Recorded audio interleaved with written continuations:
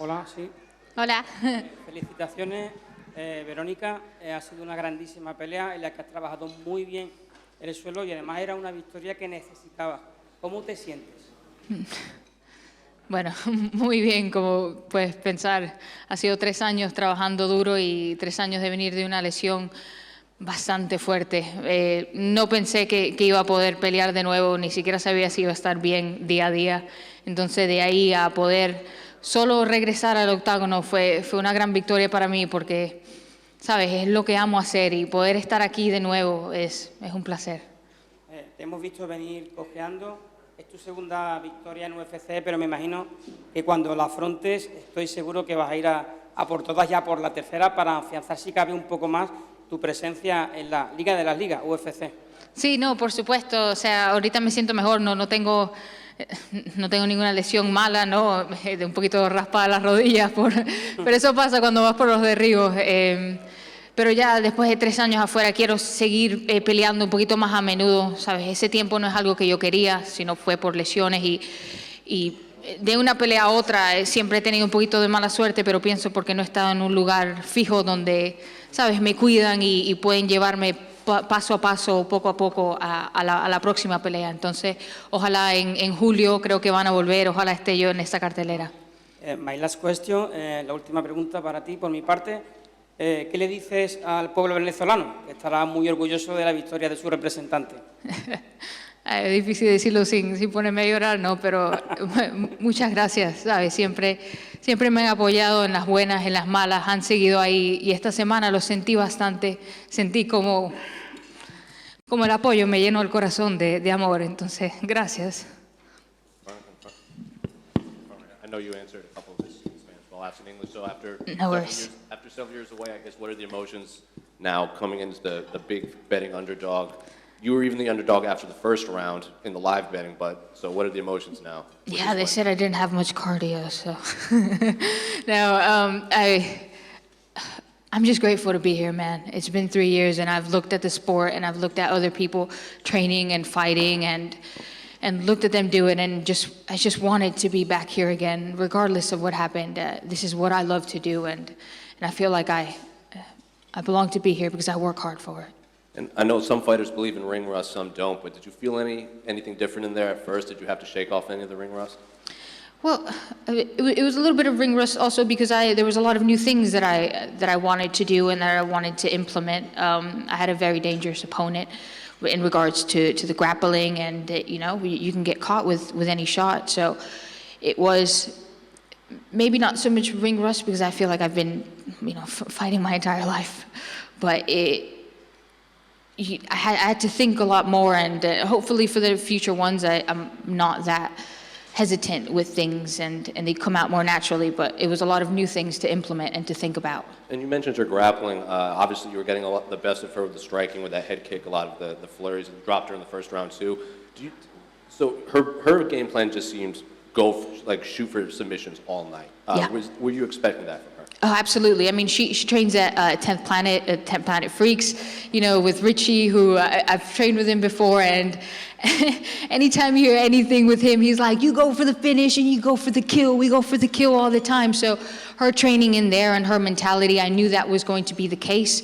I had to find windows to keep myself safe and to find strikes and to just maintain calm. And I felt like if I did that and maintained myself safe, that it was going to be okay and I was going to be able to withstand all her submission attacks. Well, when she was going for these submissions, it seemed like she would leave her head open a lot. Yes. You would break free from submissions by punching her in the head. Were you, I guess, surprised that she didn't adjust the game plan at all? Well, when you're married to Dan Hardy, he kind of overanalyzes everything, right? So he watched a lot of her, I did as well, a lot of combat jiu-jitsu, and all of her grappling is phenomenal. It seems to change a bit when she gets hit with something.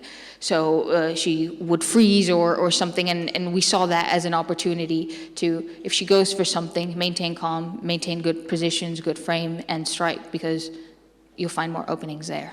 And then final one for me, what was it like fighting here in your like adopted home country as your first fight back? You didn't fight in the Apex or anything, so you went right from fans right into more fans. No, man, I don't want to fight in no Apex. I want to fight with a crowd.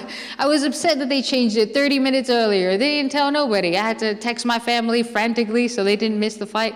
Because my sister took the whole day off work. If she would have missed it, she would have killed me. So, but it's honestly amazing. You know, tomorrow is Mother's Day, so I'm going to go up and see my adopted family, and it's great because I knew that whatever happened, that they have my back for everything. So it's amazing.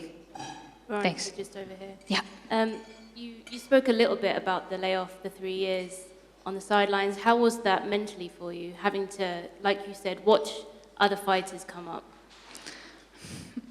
Well, with 3 years, there's a lot of ups and downs in things, you know, especially my track record in the UFC is pretty horrific. So it was going past looking just at the results and feeling like I was capable of coming back and doing it, and realizing that it was decision making and a lot of things that I was doing incorrectly or not prepping correctly for a fight. It wasn't my lack of ability, and having to overcome that mentally in order to be back was difficult. But also seeing other people fight and live a dream that I want to do, it motivated me to, man, they worked hard and they didn't have ideal scenarios, and look at what you have now. You have a group of people who love you and support you and will take you anywhere you need to go in order to get where you want to be. So of course you can do it. And I know you had problems with concussions, which Yes. was why, you know, you had that long layoff. In terms of, you know, improving, using that time to work on yourself, was that difficult at all, being able to not do certain things? Well, I wasn't really sure if I was going to not have migraines every day. You know, there were days that I would wake up and the pain was brutal. I would just stare at a wall and cry. And I didn't know if I was going to be okay from that. So it took me some time to realize that, man, I just want to be okay from now on. So to go from that to training to then thinking, look, you can do it, you know, it's gone. You've had doctors, you have everybody around you to help you to overcome all these things. It was a bit difficult, but like I said, you know, when you have Dan Hardy and he's like the best analyst in the world telling you that you can do it, you can do great things in this division, it's hard not to believe him. I mean, you gotta give him the respect that for the man that he is. So I did, and I'm very grateful, very glad that I'm here. Did you feel pressure at all? Obviously, coming back and everyone's anticipating your return. Did you feel like you had a lot of pressure on you going into this one? I didn't. I just felt like I had a lot of love and support and a lot of people that were proud of me for going through what I did and still showing my love for something and coming back. So for the first time, I didn't feel pressure. And what's next for you? What do you see in your future? Hopefully to come back here. I think they're coming in July, so yeah, they are, right? Yeah, so come on, July. Thank you. Thanks. Hi, Veronica. How you Yeah. doing? Congratulations on the win. You've obviously touched on it, having someone like Dan in the corner, being a fantastic tactical mindset. How much more confidence does it give you going in there when you've got someone like Dan in your corner? I feel like it's like a cheat code to the game.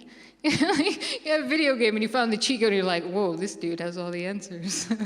And, you know, and he's kind of just, if he can't show you the way that he wants to do it, he can find a fighter and find me an example and find me different ways that other people have applied it, even if it's something that's not his strong suit, or he'll take me to a different gym. You know, he's put so much of his life aside to help me out that it's unbelievable, and it gave me so much strength, because I'm like, Dan doesn't need to do this, man. He has so much more important stuff to do, and if he's taking the time to put all this energy into me, I'm going to give it my all. Congratulations. Thanks. Veronica? Yeah. First of all, congratulations for your win. Thank you. You said earlier you were talking, my UFC record before was horrific, but you know what? You look at you fought, yeah, and you fought some of the best in the division, and then you've come back after 3 years to fight someone who hasn't lost in the UFC yet, and you did what you did. Does that make you feel even more like, I'm ready for this to come back, I'm ready to continue doing what I'm doing? Yeah, I feel like a lot of it has had to do with my lack of preparation, had to do with my lack of stability, my lack of understanding the game, and it didn't matter who I faced. I felt like I would lose to amateurs if it came to it, if I didn't fix those things. So it's good to see that I am taking the steps in the right direction to get that way, because in the end of the day, I just want to be the best version of myself that I can be. Yeah, and you definitely showed that tonight. No one would ever think that you've been out for 3 years after the way you performed, especially against such an up-and-coming prospect as your opponent was. Yeah. So congratulations on that. And again, you said you've got Dan in your corner, you've got Jimmy in your corner, Cage Warriors champion. Yeah. That must make it so much more sweeter. Oh, it does, and I have Jack Young in my corner, which, you know, to start training after a concussion where you were so horrible, you have to be very careful who you train with, because somebody who their ego rises up and they, you know, they can just do something crazy and then you're back to square one, you're back to horrible. And to have somebody that was so careful with me, that worked with me every single day, gave me a different system, a different pattern, applied so many things to my game. It was amazing. Him, Jack Young, and his brother Joe. Yeah, thank you guys so much. So it looked like you never left, so congratulations. Thank you. Is that all? Yeah? Thank you very much, guys. Thank you.